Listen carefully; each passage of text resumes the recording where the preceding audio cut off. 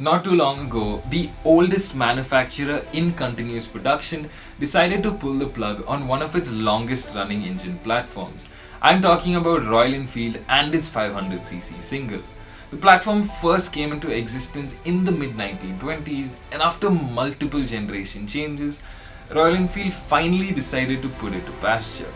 Now, following its glorious run, the 500cc platform leaves behind a legacy that won't be forgotten anytime soon, and in recognition of it, we decided to take a look back at its journey.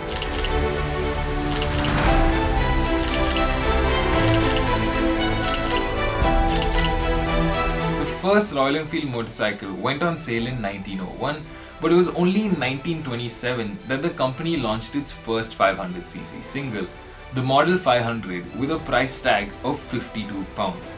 Now that may not sound like a lot of money, but it's today's equivalent of about £3,300 or 3.15 lakh rupees. The Model 500 was a massive success, and over the next 3 years, Royal Enfield made some monumental changes in terms of engine design, including the introduction of its first overhead valve engine and dry sump lubrication. In September 1932, Royal Enfield's factory in Redditch came up with the iconic Bullet. Now this Bullet featured the LF500, a high-performing unit with a 4-valve head that produced 25 horsepower. That's just 2.6 horsepower less than the 2019 Classic 500. However, the minds at Royal Enfield's Experimental Works department knew that this engine was capable of more, and so the bike was offered with a racing kit. The racing kit included a high compression piston and a straight pipe exhaust. The result? Over 29 horsepower. Over the next few years, the LF500 engine was tweaked and tuned, each iteration addressing an issue with its predecessor. It was during this period that two specially designed iterations of the bike that you see here took part in the Isle of Man Senior TT race.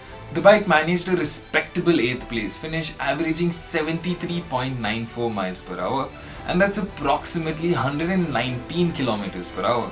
In 1935, the big single adopted a unique 3-valve setup with the engine rockers and valve gear now fully enclosed.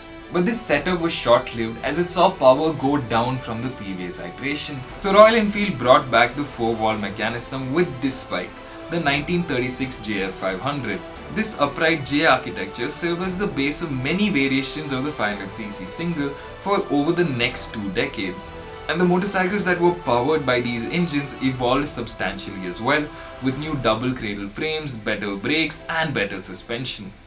The J2, an iteration from this period, was also commissioned by the British Royal Air Force in the Second World War. Following the Second World War, there weren't a lot of substantial advances that were made in terms of design. The bike that you see here is the post-war Bullet that returned in 1953. In 1959, the JS engine was redesigned to deliver better performance, and test runs claimed a top speed of 146 km per hour. This engine was also the last big single to be manufactured at the Redditch plant, its production ceasing in 1962. For nearly 3 decades after, Royal Enfield did not have a 500cc single on sale. By 1956, operations had begun at the Tiruvatiur factory in Madras, where the 350cc bullets were manufactured and exported. They were a huge hit locally and did decently in some international markets as well, but international markets soon demanded a motorcycle that made more power. Enter the 1989 500 Bullet, the first 500cc Royal Enfield to be manufactured in India. It featured a re-engineered version of the Redditch-made 1956 JS500 and with more recent technology like coil ignition and alternator electricals.